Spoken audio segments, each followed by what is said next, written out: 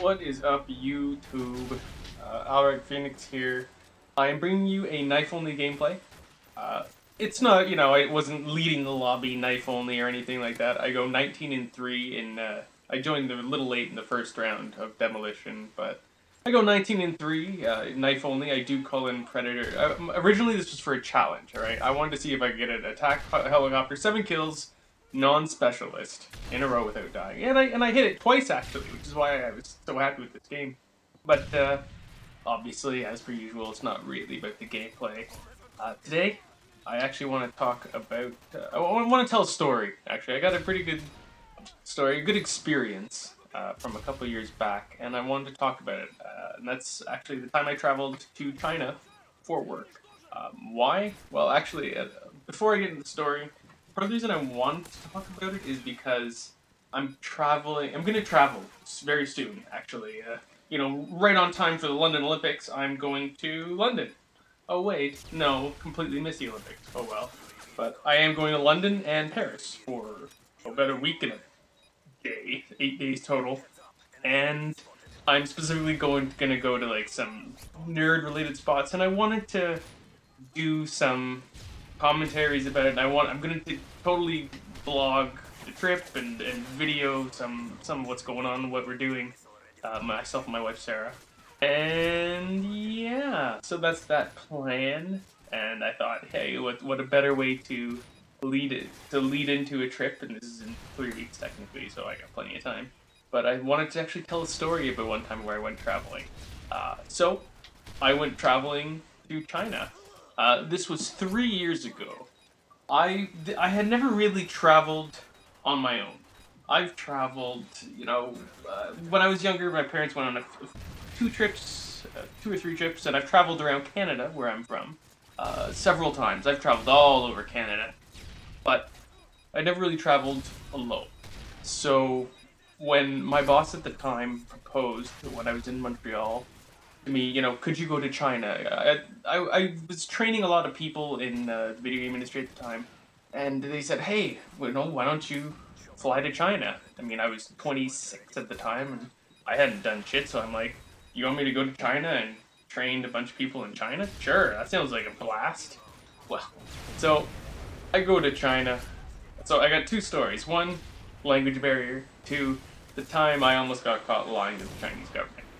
So I'm in China, and not Beijing. I had just missed the Olympics in Beijing, and it was the Paralympics, so I missed all that excitement. It was like a week later, so everyone was gone. And I was in Chengdu, China, which is like 2-hour flight from Beijing. I'm in Chengdu, and I'm at a bar with a colleague who actually at the time was working for Ubisoft, I believe. And we were out at a bar where in China, everyone, when you're at a bar, people are handing out cigarettes and alcohol, like it's nobody's business. The amount of money that some people, the top people have is ridiculous. So we're there, and there's this very, very attractive, bless her heart, young Chinese woman who was trying desperately to talk to me. I had no idea. I had like 2 sentences in Chinese, and one was, good morning and thank you. So she's desperately trying to talk to me, trying to tell me through my friend that I'm, where are you from? Oh, I'm Canadian. Oh, Canadian. And then she's trying to tell me how cute I am, and I'm smiling and nodding. And I mean, hey, this young woman wants to tell me how absolutely adorable I am. Well, that's just fantastic. But she I couldn't understand a word she was saying. And I really wanted to hear her talk more about how adorable I was, but it wasn't going anywhere. And she's doing that thing where people just like, can you understand me? No, I cannot understand Cantonese. Sorry. I always felt, really bad that I couldn't explain to that poor woman that, thank you for telling me how attractive I am to you, as I should be to everyone. So there was that one. Another thing is that, so the time I lied to the Chinese government, technically, how I got into the country was not a purely work visa-ish thing, because I wasn't technically working for anyone in China, I was still working for someone in Montreal. So apparently there was some slight fudging going on with that visa, which is a really bad idea. And I was in my boss's apartment, and I got locked out. Now, normally this wouldn't be a big deal, you just call someone saying, look, I don't have my keys. I literally just locked my keys in the door, and I found out at the end of a workday too. So I ran back to my office praying that the other guy, one of the other managers was there, and he found someone that could do it, but they wanted to call the cops because apparently they're saying if you need a locksmith because they can't verify it's your place, they normally are required by law to call the cops, and I'm like, oh my god, I am going to get in shit with the Chinese government, and I'm gonna be in a fucking box somewhere for spying or some shit. So I was terrified because every authorized locksmith wanted to call the cops for anything they did. So we had to go to this backdoor guy in an alley who had what looked like different thicknesses of sandpaper.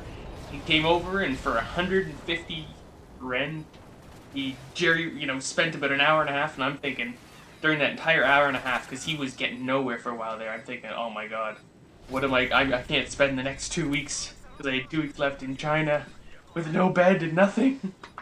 And I was terrified of them calling the cops.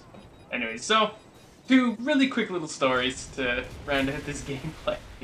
Oh, I remember being so terrified. You know, traveling alone, that's not as much fun as one might think. Anyways, yeah, those are my 2 quick stories. I'm gonna do another one in a week or so, about the time I went to Japan, which was actually right after.